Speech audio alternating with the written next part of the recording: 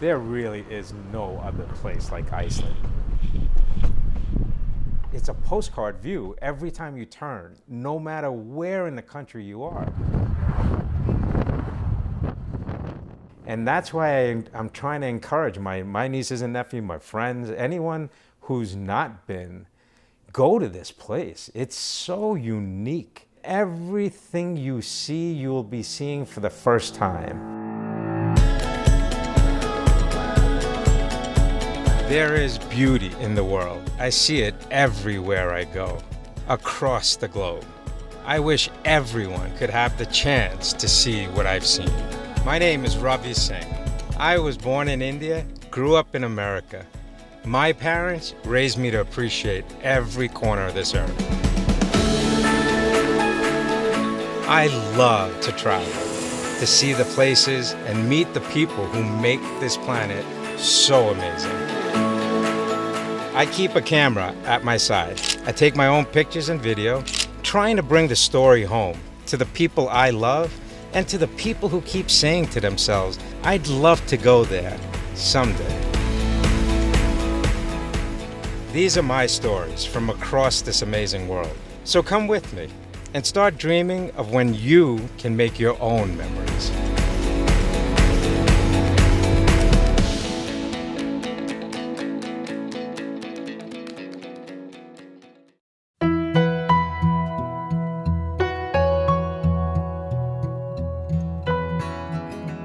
Coming into Iceland to land, you see the indigo of the Atlantic, and then all of a sudden this yellowish beige color comes into view, and it's basically lava from all these past eruptions that is completely carpeted now with moss.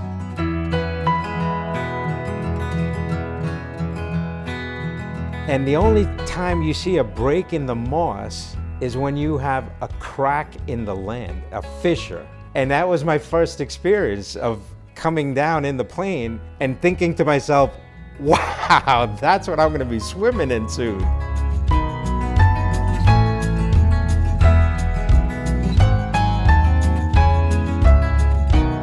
I planned this trip to Iceland because I told my parents this is something we would do. We talked about it, planned it, but life got in the way. Then my parents got sick and we lost Dad in 2019 and Mom in 2021. But I was determined to still go in their memory and to experience this magical place on their behalf.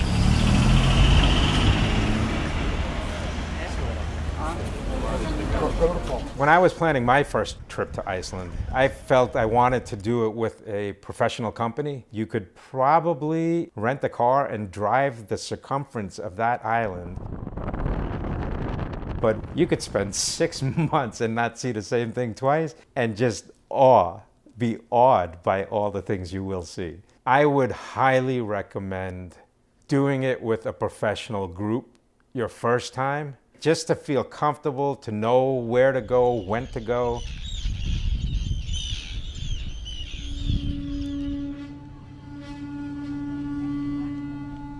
Here is where all the whale watching companies are going from. Whale watching is a big industry here. My full name is Vigdís Ólafsdóttir. That means I'm the daughter of Ólafur, which was the first name of my father. So we don't have any family names in Iceland. We don't have any surnames. So I'm Ólafsdóttir, daughter of Ólafur, first name of my father, and my brother is Ólafsson. This is something special here in Iceland.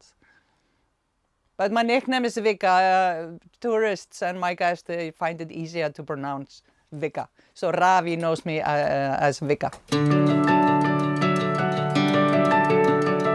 Vigga, she was my guide. She works for Eskimo Tours. She was the first person I met there. She was there with the sign with my name on it, right there as I got out of the airport. She had a big smile and blonde hair and just looked very, very happy and jolly. We just kind of hit it off right from the beginning. By the minute he stepped here in Iceland, he fell in love with Iceland. The first day when he arrived, we went to the Blue Lagoon, the famous Blue Lagoon.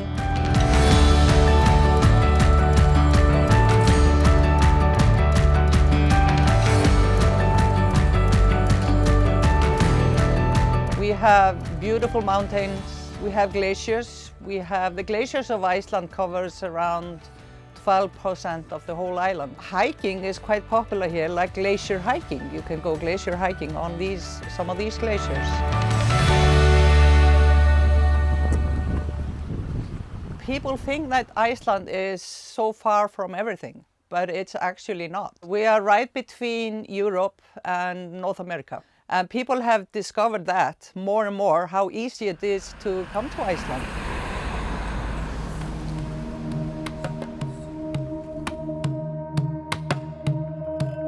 We used to be only poor farmers and fishermen here for centuries. It wasn't until last century we started to step into a modern world. Tourism is really picking up here.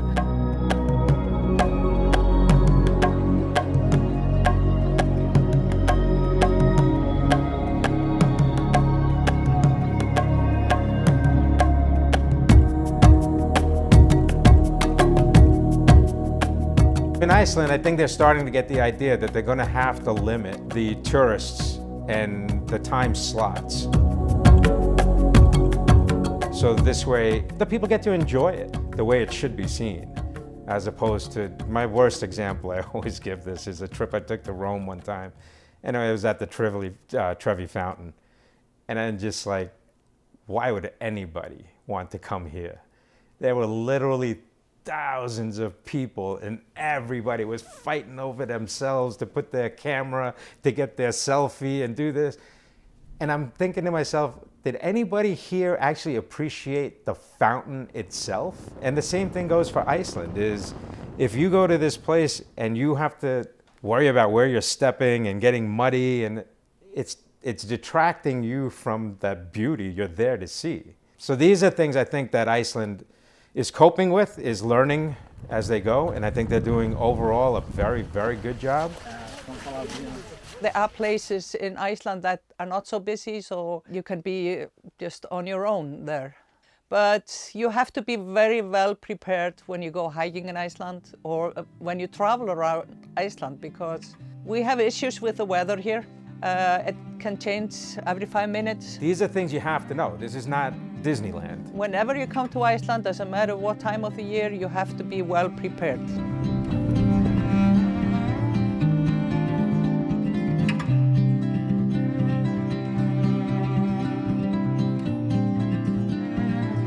The rescue teams are more and more busy every year now. It's a volunteer job, so they are heroes. They are just great people. Great people. They have saved so many lives.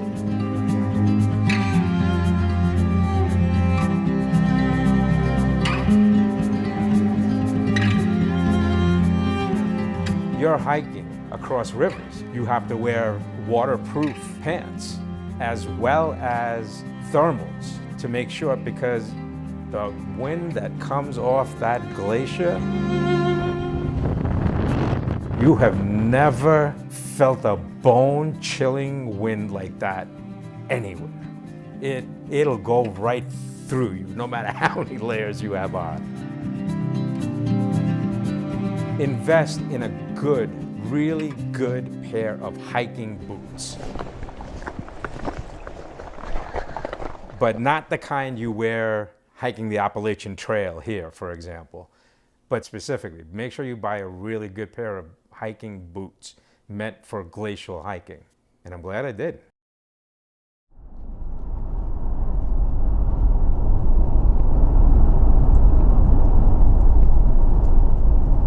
So we are heading towards the front of the glacier outlet, Katla, the Katla Glacier.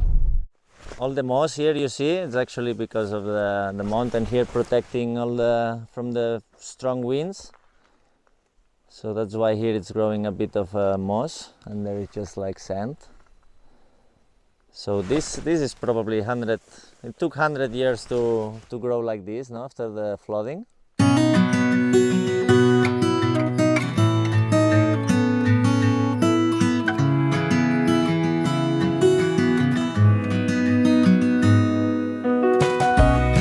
My full name, it's long, eh?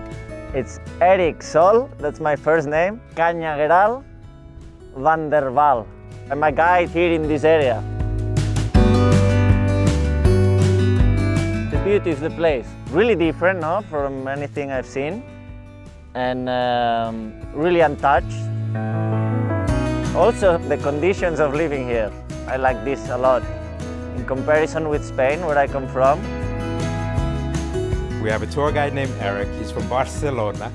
He and I became very tight on that trip because I had lived in Spain for 4 years. So he and I connected. He was a great guy, super knowledgeable about hiking, about mountaineering. We're getting close to the cave. We're getting really close to the ice. We're actually standing over ice right now, beneath the sand. I think we're gonna check there to see what's the situation there, and maybe we can go quickly inside.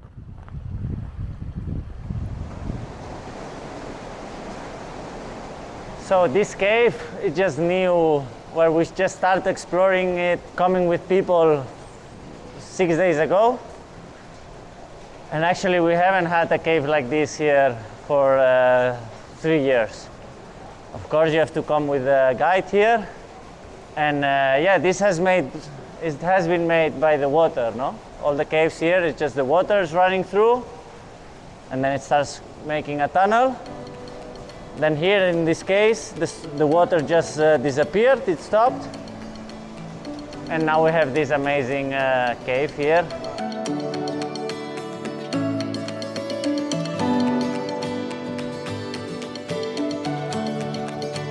We were walking on the glacier, in the glacier, under the glacier. So about 4.5 hours or so, we get done with all of it, climbing up and out of a cave inside the glacier.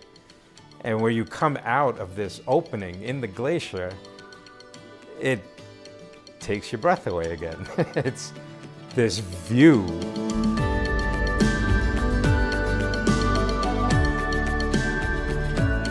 The glacier itself is special, but here there's this interaction with the Katla volcano, which is the volcano up there in the highest part of the glacier.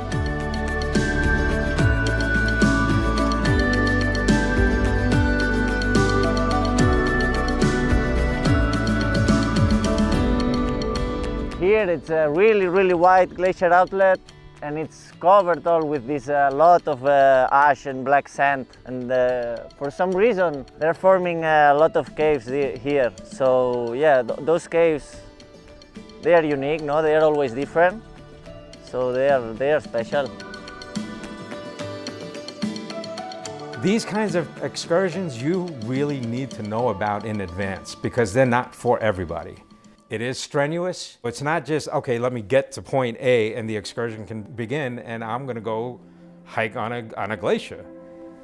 No, you've got to get there, you've got to climb an elevation. To the highest point we got to was probably about 1,400 feet.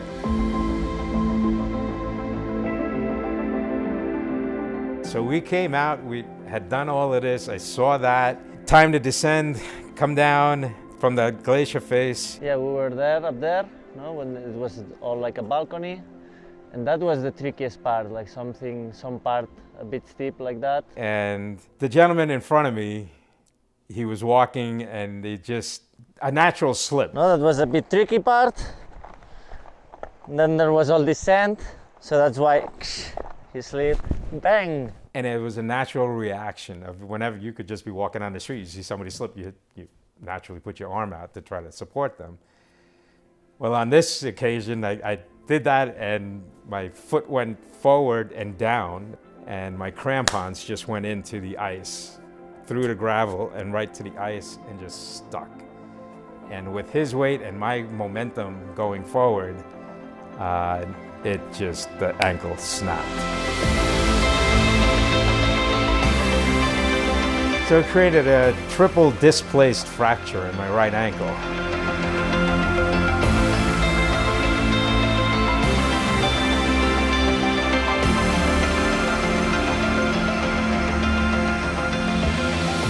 We had to go down 200 meters or so, maybe we had left, walking on the ice, like steep down. And I told Eric, I was like, look, you guys go.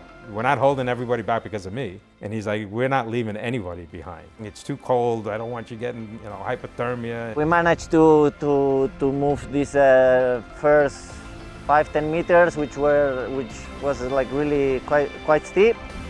It was a bit tricky to pass this part. And then I just carried him. So we went down the glacier together. He put me on his back, like piggyback. He's a wiry, thin guy. You can tell he's strong, but he's wiry thin. I'm 180 pounds. He put me on his back and carried me 100 feet at a time. Excuse me, I get a little emotional. Because that was an amazing thing to experience a human do for you.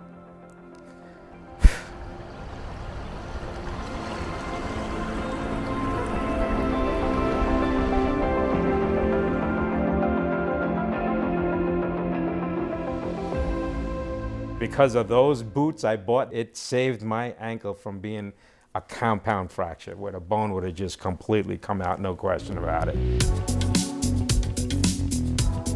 From the time I broke my ankle to being in a cast, then a walking boot, and into physical therapy, it was more than 5 months to get back to normal. But it could have been so much worse. This trip opened up my eyes to a lot of things. One, Iceland is more beautiful than anything on this planet. And vacations can turn wrong. They can go wrong, and you should be prepared for the alternatives.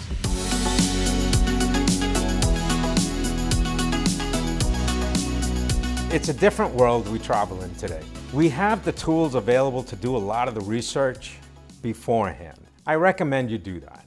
You go into a foreign country, you don't think about things like, what happens if I break my ankle? This could happen, you're out drinking in Cancun, step off a curb and break your ankle. What do you do? And nobody thinks about these kinds of things. So it's important. But overall, amazing trip. I've been blessed to have traveled as much as I have. And Iceland, I'm coming back. I'm coming back. I can't just do 4 days and not get the rest of my trip done.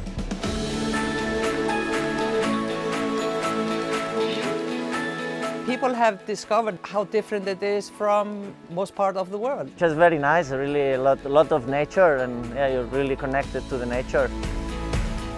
We don't have to drive far to see glaciers, black sand beaches, beautiful rivers, glacier rivers, freshwater rivers. The colors are super bright and endless, endless nature, endless beauty. You can see a lot only in one day, on a day tours from the capital, Reykjavik.